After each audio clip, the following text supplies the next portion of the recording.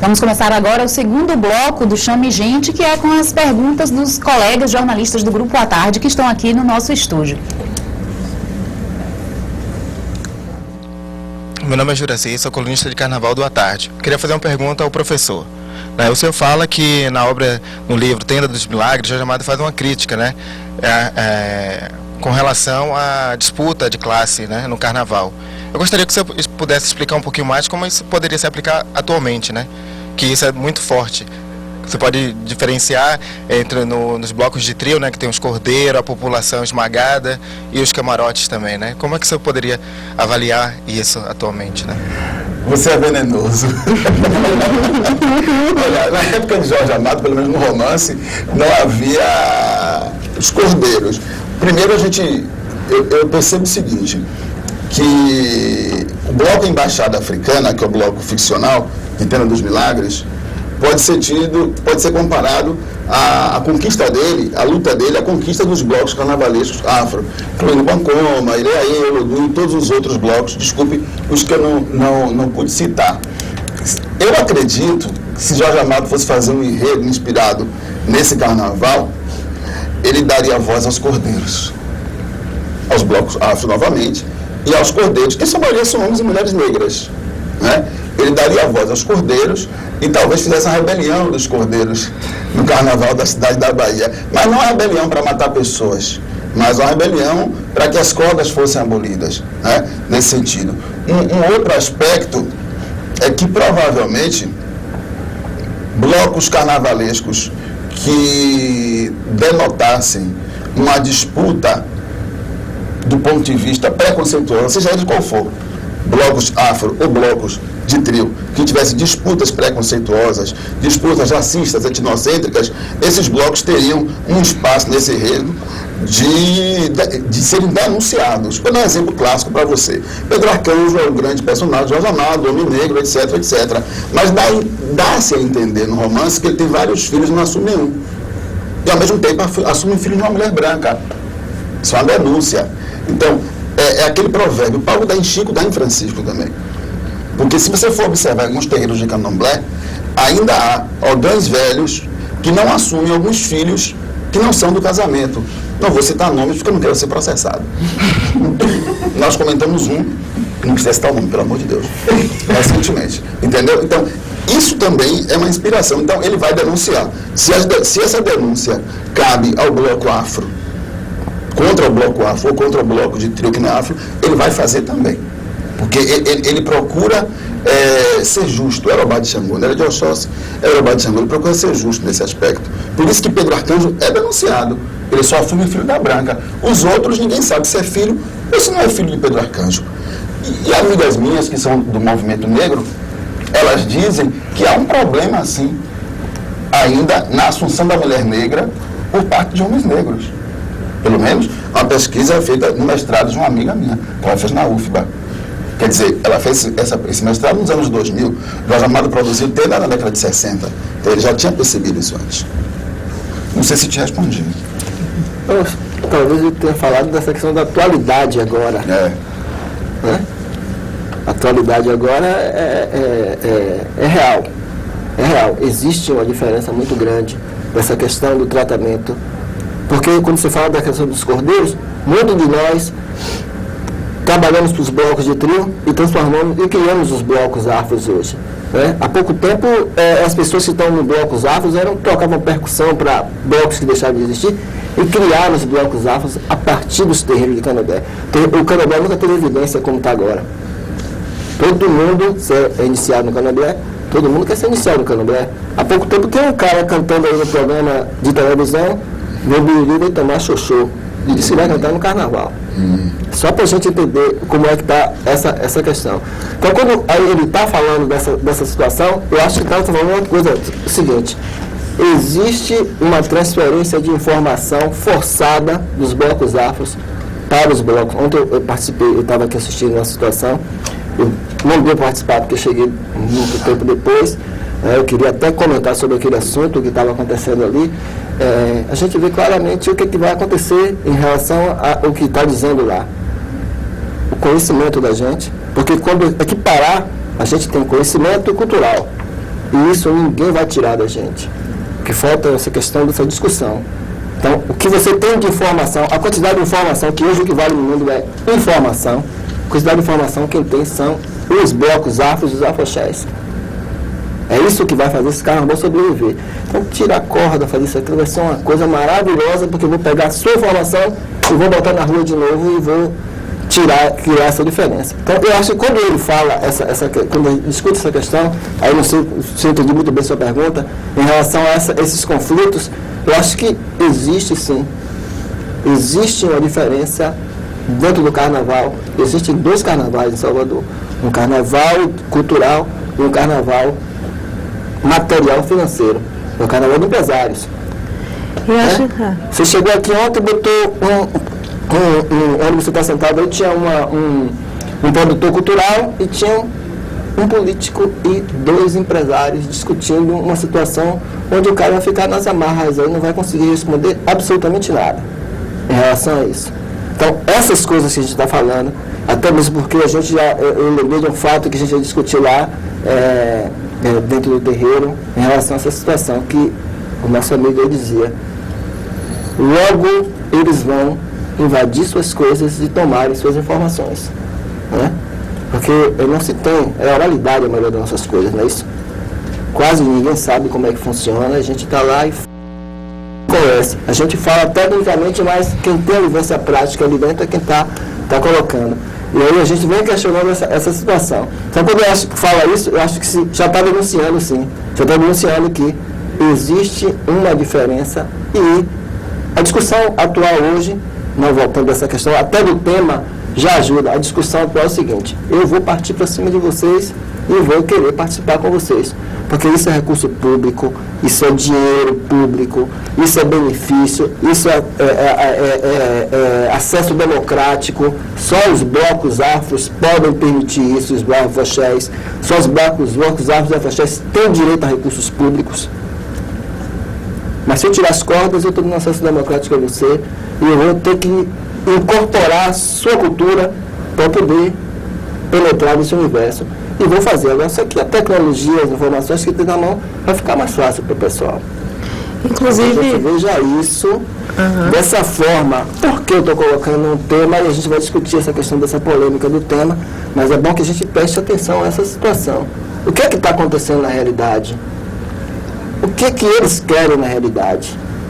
O que é que os grandes blocos querem hoje discutir em relação a falar de tema de capoeira, tema de baiana, tema disso e aquilo? O que é que eles querem na realidade? Eles querem nossas informações para transformar isso, porque está esgotado e você está discutindo uma coisa que tem uma fonte inesgotável de informação? É isso que eu quero. Porque o que vem de hoje é informação e conhecimento.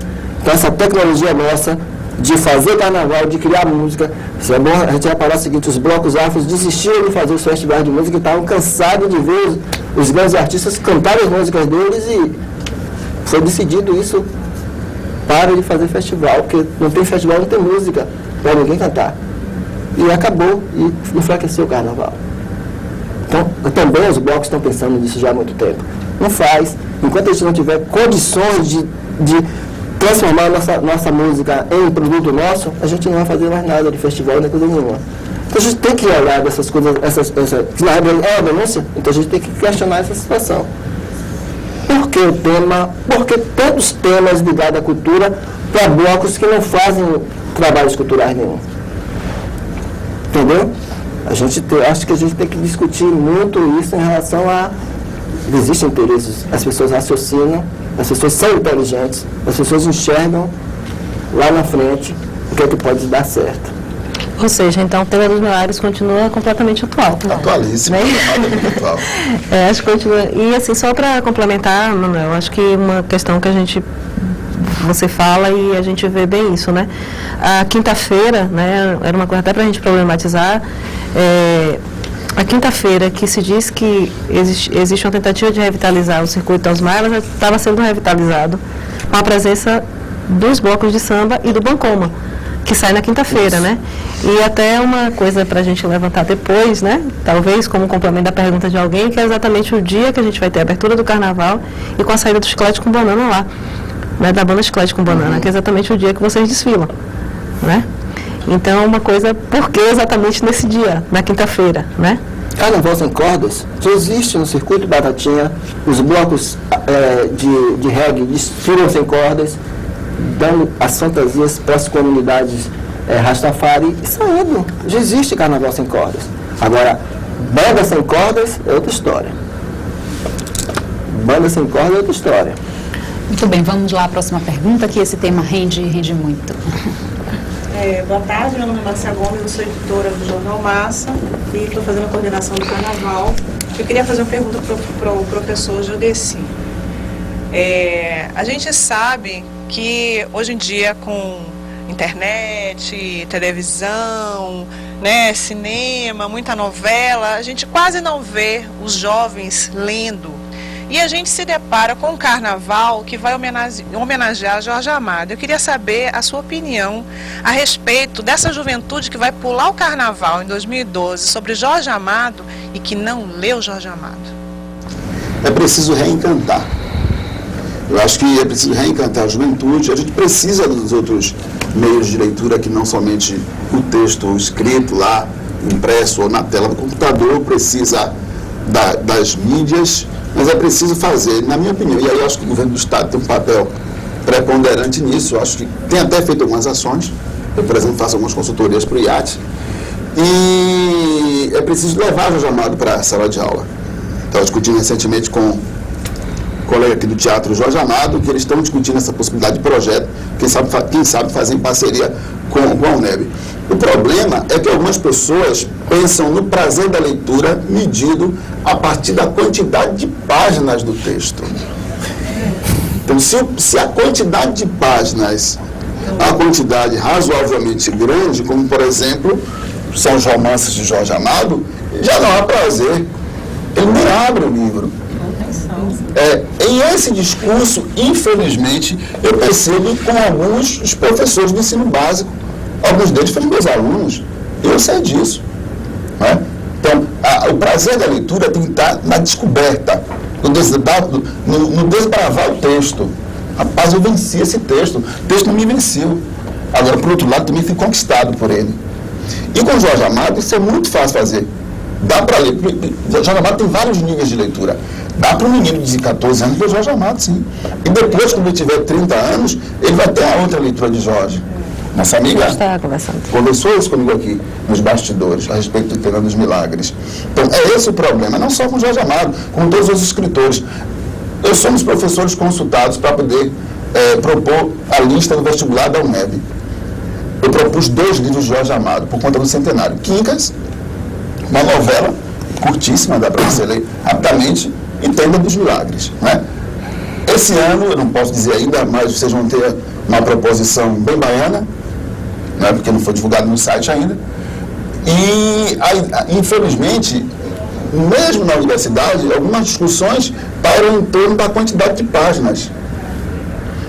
Eu sou do seguinte pensamento: se infelizmente o moço e a moça não leram o que deveriam ter lido até o 3º ano do ensino básico, que a gente tenha esse incentivo para ele ler uma lista mais densa para passar no vestibular, visto que ele sabe que aquilo é a possibilidade de ascensão social. E quem sabe, dessa maneira, um tanto quanto forçada, eu posso encantar para outras leituras.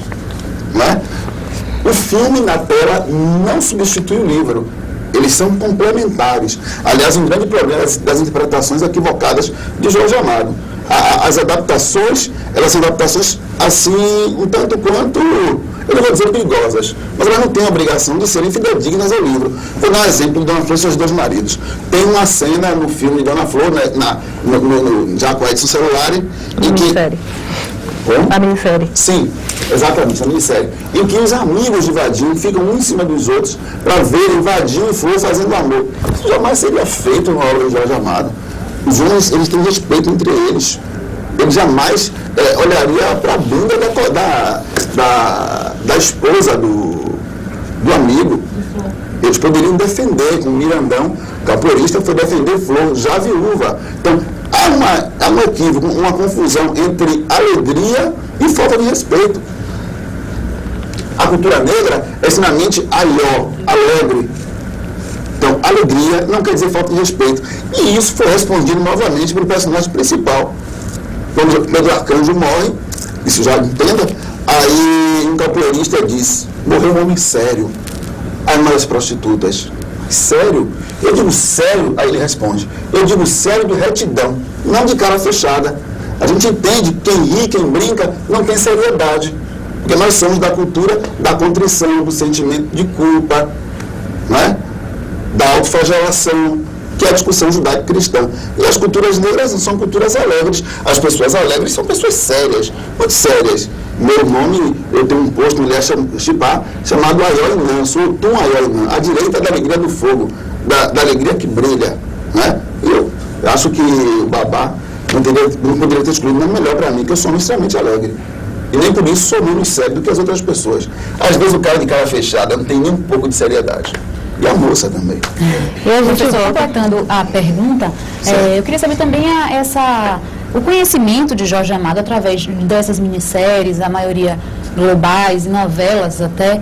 Isso tende a empobrecer a obra e até por isso pode criar os estereótipos falsos, né? Segundo a sua fala, que a gente vê na obra de Jorge Amado. Por exemplo, uma mulher que na obra de Jorge Amado é apenas sensual, ela pode se tornar até, eu diria, sexual demais numa minissérie dessa, numa novela dessa, que a gente sabe que tem outras funções, tem pitadas de outras coisas para seduzir também o telespectador, né? Então, essa juventude que conhece Jorge Amado dessa forma, pode ter uma leitura errada?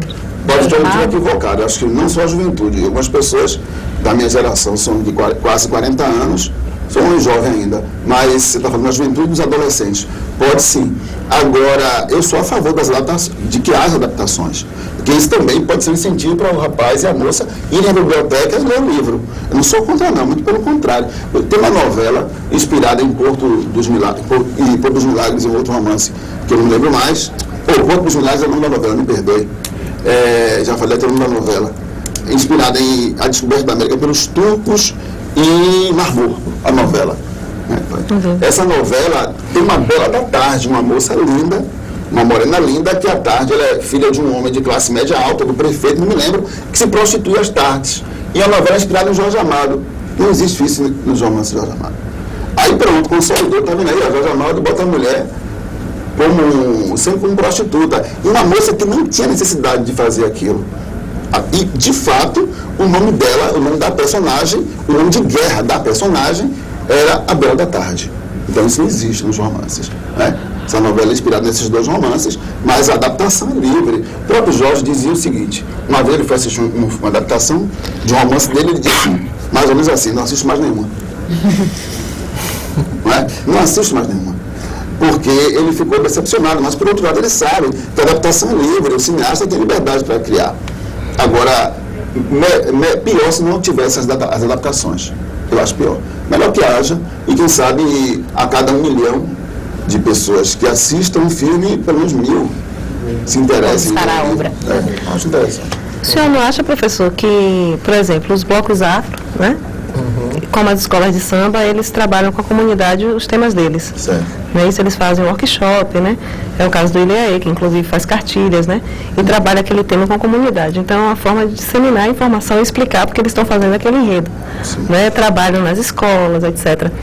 Essa história dos temas de carnaval, né? Talvez não fosse o caso do poder público ou das próprias agremiações, quando elas escolhessem o tema dos carnavais, né? Não apenas usasse isso para enfeitar suas fantasias, mas que se criasse um mecanismo de se discutir essas coisas, até, por exemplo, essa discussão que a gente está tendo aqui, né? Tão rica, sobre essas várias facetas apenas de um livro de Jorge Amado, imagine da obra inteira dele, né? Quer dizer, um escritor baiano que está fazendo 100 anos, né? É uma homenagem se restringir a você lembrar que Jorge Amado está fazendo 100 anos, que é o centenário de Jorge Amado, mas não se discutir nada disso, quer dizer, vai se passar a festa, né, os blocos vão desfilar, né, e ninguém vai problematizar nada dessa história, né, a gente não vai, as pessoas, como alguém falou aqui, vão pular o carnaval, né, e não vão saber nem do que eles estão falando, ou porque o Jorge Amado está ali estampado, né. Eu acho, infelizmente, uma falha do poder público. A gente discutiu, a gente falou da capoeira, do afoxé, mas, né, inclusive do afoxé foi uma coisa tão terrível, porque se foi o tema do carnaval, os afoxés não tiveram nenhum tipo de visibilidade, né? O Estado tem que ser didático. Eu entendi o que você está falando. O Estado tem que ser didático mesmo. Se o tema é Jorge Amado, é preciso explicar por que Jorge Amado, é preciso entrar nessas polêmicas, é preciso abrir espaço para opiniões contrárias, porque não dá para ser uma voz só também, mas é preciso, acima de tudo, ser didático. Acho que sim, com certeza. Eu acho que nesse sentido, falei, tem tanta gente interessada em fazer isso, às vezes até de graça. De graça. Olha eu aqui. Não sei se de graça, por isso não. Não, de graça. Vamos lá, vamos à próxima pergunta. Primeiramente, boa tarde a todos os entrevistados e colegas aqui presentes. Eu sou Lucas Leal, sou estagiário aqui do A Tarde TV e gostaria de fazer uma pergunta ao professor Gildeci, mas na verdade deixar uma provocação para ser discutida aqui no assunto que já foi tocado. O professor Gildeci citou que em uma entrevista, ao ser perguntado sobre a esperança, Jorge fala que a esperança está no carnaval. Mas será que nos dias de hoje, no modelo de carnaval que vivemos hoje, o mesmo Jorge responderia da mesma forma a pergunta? A esperança ainda continua no carnaval? Dentro dessa perspectiva das pessoas se encontrarem, do carnaval ser a praça, desse espaço intervalar, porque as diferentes classes sociais se encontram, sim.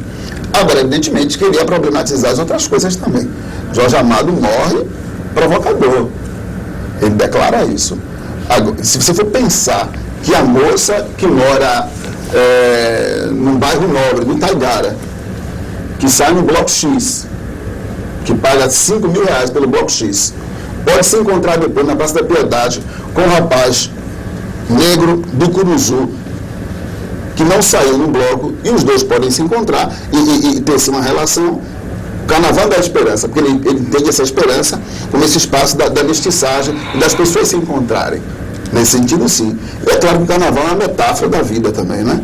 Ele fala do carnaval em si, mas vai trazer isso como uma metáfora para outras possibilidades desse encontro. Porque no carnaval, com exceção dessas intervenções das cordas e as intervenções mais pensadas do capital, como o meu amigo do Banco Coma falou, ele de fato é um espaço que vai quebrar com algumas hierarquias. Ele é um espaço que você vai fazer no público e faz no privado. Um exemplo disso, faz xixi na rua. Eu não estou dizendo que o Jorge Amado mandou fazer xixi na rua. Eu estou dizendo para você que no carnaval tudo pode acontecer. A gente até brinca com esse negócio. No carnaval ninguém. Olha, esse negócio comigo não cola. No carnaval eu saio com minha esposa. Sou homem fiel, fidedigno, espero que ela seja a mesma coisa. Não é? Mas, nesse sentido do carnaval, de quebrar as hierarquias, e o carnaval quebra as hierarquias com todos os problemas que nós temos. Quebra sim. As pessoas se encontram. Não é? Você pode encontrar, se você mora em Itapuã, provavelmente você vai encontrar um rapaz ou uma moça de Paripe, vão bater um papo na Praça da Piedade ou na Praça Castro Alves, embaixo lá de Castro Alves. Com a mão assim, ó. Nesse sentido, acho que ele afirmaria assim. E se com todos os problemas. Se a gente fala de metáfora, né, professor? Aqui já pegando uma frase do professor Ordep Serra, Sim. que ele gosta muito, o professor Ordep Serra da UFBA, ele diz o seguinte: a cultura negra e principalmente o candomblé civilizou esse país. Sim. E se a gente for pensar, né? Aqui nós estamos entre sacerdotes de candomblé, né? Se a gente for olhar... Eu não sou sacerdote não, eu sou pequenininho. Não, mas é sacerdote, né? Tem algum grau iniciático, sacerdote. Então, eu acho que a alegria, né, é talvez o elemento mais constante em tudo que permeia a cultura negra. Seja a cultura, vamos falar, a cultura afro-brasileira, para a gente ficar mais correto, ou de matriz africana. Mas se a gente for pensar a capoeira, o afoxé, a agremiação afro, né? O próprio candomblé, a gente não vê tristeza, né? E nada disso. Até a morte é celebrada com extrema alegria, com comida, com bebida, de forma extremamente alegre, né? Não há espaço para esse tipo de sentimento, né? Talvez de uma cultura que a gente vem, essa cultura que é majoritária, digamos, do ponto de vista ideológico, né? Judaico-cristã, a gente não tem esse sentido de sofrimento, de pecado, de culpa. Né? Ou seja, se a gente for pensar que o carnaval tem todos esses fundamentos, não tem a culpa, né? Inclusive depois é que vem a penitência, a quarta-feira de cinza, ou seja, você pode fazer tudo, né? Porque a quarta-feira de cinza começa o sofrimento, né? Que a quaresma é isso, o recolhimento, né? Isso, os 40 dias que você vai se preparar para celebrar a paixão e morte de Cristo. Passa mais 40 dias brincando. Então passa 40 dias de jejum, de abstinência, né? Então se a gente for pensar nisso, o carnaval tem todos esses mesmos fundamentos, né? O carnaval é um espaço onde você não tem culpa, né? Claro, você tem ética e responsabilidade, que é uma outra coisa diferente. Os tabus. Mas você pode fazer tudo. Você tem tabu, mas você pode. Né? Você tem espaço para alegria. Então eu acho que nesse sentido, quando ele talvez fale isso, né? Sim. Eu vejo muito próximo da questão da alegria. E todos os personagens amadianos são muito alegres. Muito alegres. Né? É preciso ser alegre, né? Preciso ser feliz. Né? Agora, Jorge Amado gosta também dessa discussão sincrética. Eu estava conversando com minha mãe biológica, e dizendo assim que meu pai biológico é muito amadiano. Ele é de Oxóssi, tem Oxóssi assentado. Quando o Bahia ganha, ele assim volta para Oxóssi e faz o padê de Exu. Mas é membro presidente da comissão religiosa dos festejos de Santo Amaro do Catu. Então, Jorge Amado reinventa essa Bahia. Eu sou um pouco mais tradicional do ponto de vista da cultura afro-brasileira. Ele é menos tradicional do que eu, Jorge Amado. Ele é um pouco mais nessa carnavalização, nessa mistura paralelística e sincrética. E aí eu vejo meu pai biológico, meu pai Jorge Amado, apesar de ser irmão de cabeça de meu pai, eles não se conheceram. E as pessoas são assim na Bahia. Muita gente assim respeita as pessoas que são assim. Né? Mas ela, por exemplo, não gosta do sincretismo. Eu respeito, mas não gosto muito. Meu pai é extremamente sincrético, meu pai é biológico. Jorge Amado gostava do sincretismo. E isso também é uma forma de carnavalização. Não, porque até eu acho também, na coisa da associação religiosa, do sincretismo que a gente tem, que as pessoas de candomblé, né, que continuam falando que Santo Antônio vê a relação de Santo Antônio com Ogum, eu sempre digo isso, o sincretismo não é uma coisa simples como a gente pensa, ou como as pessoas dizem que é. Né? Eu nunca vi, até hoje, ninguém colocar aos pés de Santo Antônio uma oferenda que se coloca para Ogum. Eu também não, ainda. Mesmo as pessoas que fazem isso, elas sabem a diferença muito marcante. Eu acho que é uma releitura extremamente complexa, aquilo ali, né? O que se fez, né? É talvez você achar semelhanças no diferente e não botar um no lugar do outro. É porque Santo Antônio era filho de Ogum. Talvez. Eu escrevi um conto uma vez que eu dizia que São Jorge era filho de Oxóssi. Acho que a negrada começava a ver nisso. Essa mulher, Santa Bárbara, era filha de Anção. A gente vê, né? Eu gosto de puxar um outro exemplo, o professor Adep Serra, ele sempre fala isso. Imagine uma mulher Nagô, né? Retirada da sua realidade, sem nenhum tipo de referência. Sim. Né? Porque hoje a gente sai daqui, da Itália, a gente sabe tudo, até o clima, como está lá. Né? Imagina uma pessoa que é capturada, raptada, não sabe nem para onde está indo, porque você é jogada dentro de um navio. Se você conseguir sobreviver a uma travessia extremamente brutal e perigosa, o mar já é perigoso por natureza, imagina aquela situação, né?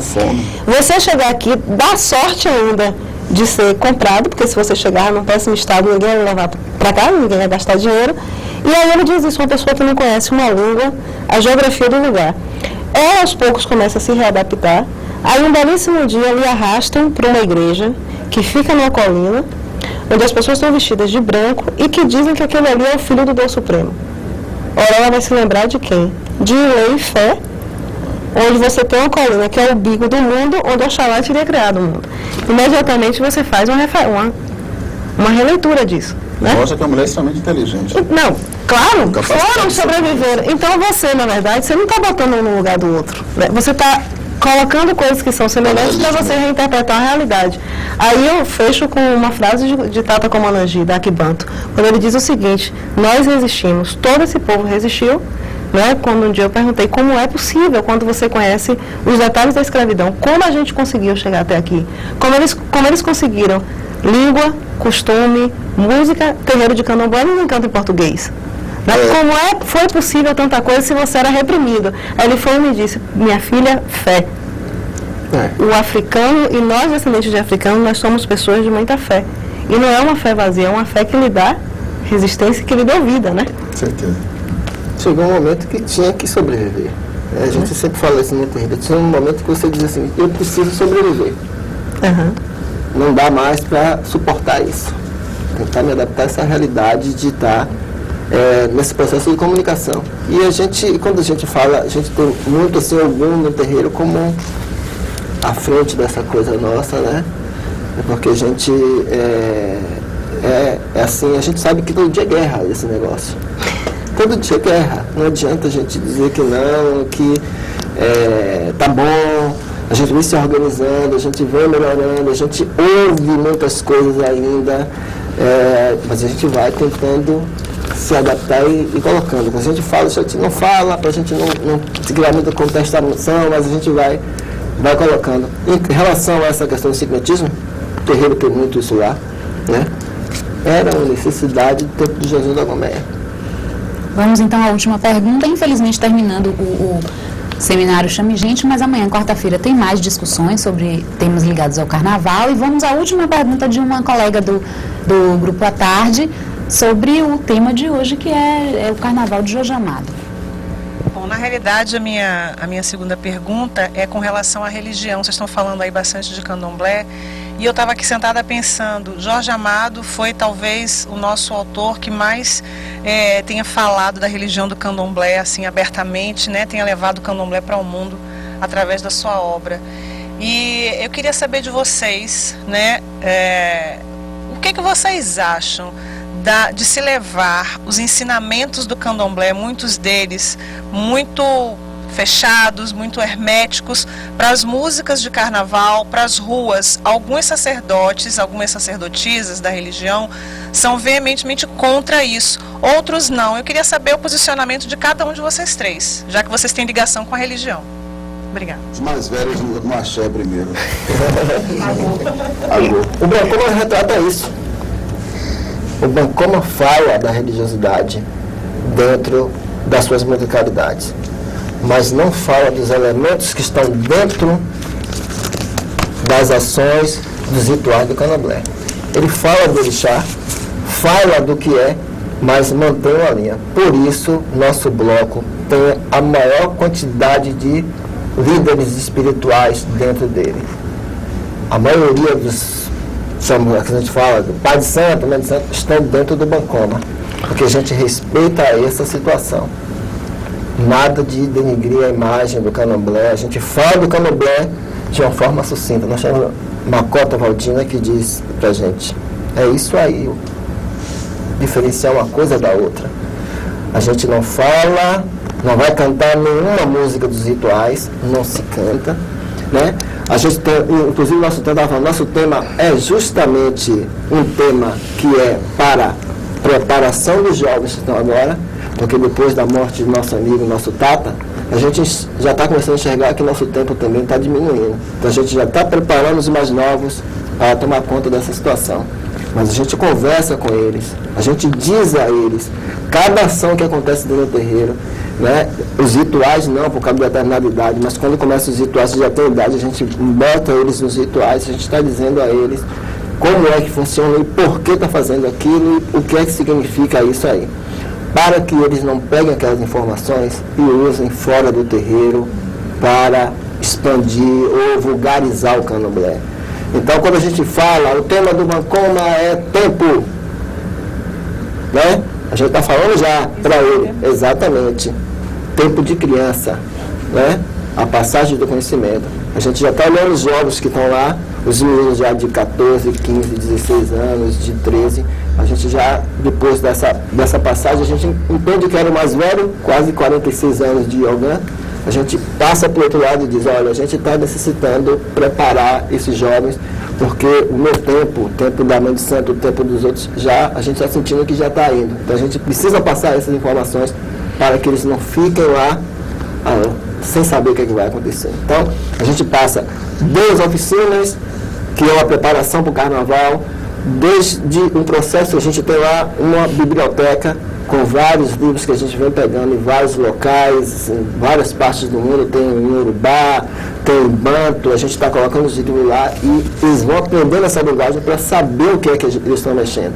E já nessa construção, quando a música é construída, ele já sabe que a música é construída sem vulgarizar ou sem colocar elementos e palavras importantes que realmente chamem a atenção do orixá, né? Então, isso é só da questão da música, não. É desde o momento que ele pega uma ferramenta, tem que saber como é que pega a ferramenta para não agredir a imagem do orixá, não agredir a força do orixá. Então, é toda essa coisa. Então, a gente sabe disso. A gente agora mesmo está falando que tem um cara cantando a música, isso vai virar um problema. Porque já recebeu várias ligações e disseram, nós vamos partir para cima. Eu posso falar, foi o Luiz Carlos que cantou e disse, vou partir para cima. Foi uma música de fundamento do... Vem biriri, vem tomar xoxô. Cantando para Exu. Né? Chamando Exu para... É um ritual que a gente faz. No momento que a gente está fazendo uma oferenda, ele está cantando música. E está lá com o violão, está todo mundo achando que está maravilhoso. Então, meio de gente já ligou para a gente e disse, ó, isso não é uma briga nossa. Isso é uma briga dos terreiros de Candomblé. Vai para cima. Eu posso falar qual foi o programa que passou isso? Foi lá aprovado. Inclusive, quem estava apresentando já recuou também. Todo mundo recua. Todo mundo recua. Mas ele disse que é a música dele. É o carnaval. Ele foi lá, pegou uma música de um ritual de oferenda para o orixá e vai jogar na rua. Então, nós não temos o menor interesse nisso, entendeu? Não temos nenhum interesse nisso e não é essa coisa de colocar. Claro, a gente explora a musicalidade, explora os toques, não é o mesmo toque dos atabaques, não é o mesmo toque que está no carnaval na rua. Então, tudo isso é pensado antes. Né? Eu acredito que o Gandhi faz, acho que o Gandhi faz isso com excelência. Ele vai lá e toca a faixa dele, essa coisa toda, mas lá tem o professor Aguinaldo, ele sempre está dizendo, não é, todo mundo. Porque é o seguinte, eu não sei se é respeito ou se é medo. Se é respeito ou se é medo. Pode ser uma mistura. Eu sempre digo isso. Eu tenho respeito e tenho medo. Tenho medo. Porque é tão amplo, né? Cada vez que você vai fazendo, nunca vai ser igual o que acontece no terreiro de Candomblé, o que acontece em várias ações que acontecem, jamais será igual. Você vai fazer várias situações e todas as situações serão diferentes. Nunca será igual. Então, quando a gente vê essa coisa, diz, pô, a gente vai pegar, aí o professor fala, será, não vai botar o Candomblé a lei que diz que você tem que pegar a cultura afro e transportar para dentro das escolas, como tema da educação. E como é que a gente vai fazer isso? Aí é um segredo. Exato. Quem é que vai fazer isso? Existem pessoas preparadas hoje nas escolas públicas para fazer isso? Não tem. Não tem. Então, isso é um problema. Você está falando também de falar, isso aí é um problema. Né? Ainda por cima, o seguinte, as informações não conseguem sair de dentro das localidades se alguém for lá buscar. Se alguém for lá buscar informação e entrar, ela vai sair sem informação. Mas se alguém de lá de dentro sair e trouxer informação para fora, isso é impossível você evitar que isso aconteça. Né? A gente sempre diz assim, os problemas não estão fora do terreiro, os problemas estão dentro do terreiro, porque as pessoas se empolgam e pegam as informações e transportam para lá. Então, essa questão da musicalidade, não. Mas se você pegar o material do Bancoma, você vai dizer, mas ele está falando aqui, ele está falando de tempo, ele está falando de Ogum, ele está falando de Oxóssi, na nossa linguagem, né? A gente tem o nome dos nossos orixás no banto. Estão falando, mas se você pegar e olhar as letras, a gente não está absolutamente falando nada em relação. Quer dizer, o que é orixá, o que é que a gente pretende e qual é em cima do nosso tema. É essa função aí. Não dá fundamento. Fundamento é uma coisa que até pouco tempo existem pessoas, o nosso professor sabe, existem várias pessoas dentro do terreiro do Candomblé, centenas de pessoas que vão, mas poucos têm acesso à informação, não é isso, professor? Poucos terão acesso à informação, porque quem tem acesso à informação é escolhido, e é escolhido pelas energias. As energias escolhem você e você aceita se você quiser também, né? Você não é obrigado. E tem que saber guardar o AU, que é o segredo. Você quer? Então você foi escolhido, mas existe um terreno do Candomblé, é um local, se a gente fala de bloco afro, dessa coisa, todo mundo pode entrar, todo mundo pode sair. me perguntou outro dia se tinha essa diferença da gente estar com essas pessoas de cor branca, pardo ou negro. Não, a gente não tem. É como se fosse um terreiro de candomblé. Você pode entrar, a porta está aberta lá, você pode entrar e sair a hora que você quiser. A gente não tem essa coisa. Então, em relação a essa condição de musicalidade, a gente sempre está falando isso. E a gente sempre, os mais velhos, estão sempre atenção. Olha, não cria nada que crie problema. Não que a gente seja preocupado com as pessoas externas. A gente se preocupa com a gente mesmo. Ok, agradecendo. Quer completar, professor? Bom, rapidamente, o que eu acho é o seguinte, isso passa pela concepção de sagrado. Qual é a concepção de sagrado? Nosso sagrado, repetindo, é alegre. Bom, é um pouco do que nosso amigo falou. Se você tem uma música que é do salão, que é do barracão, banda lunda mais olha a TT, né? As duas foram gravadas. Se essa música é cantada publicamente, então já foi cantada publicamente. Ela pode ser gravada desde que haja autorização da entidade. Eu não vejo uma dessacralização de Ansan ou de Oxum nesse sentido. Porque na medida que eu penso que isso é dessacralização, eu saio dessa concepção de sagrado, alegre, aió, e vou para aquela concepção judaico-cristã. Agora, como ele mesmo falou, ninguém aqui vai cantar uma música de um ritual chamado Borim publicamente. Ninguém aqui vai cantar uma música do momento do sacrifício dos animais para o orixá. Porque essas músicas não são músicas cantadas publicamente, não são músicas cantadas para o grande público. Se eu faço uma festa no barracão para Xangô, eu sou filho de Xangô, e todos vão ver a música de Xangô, alguém pode chegar ali e gravar lá fora.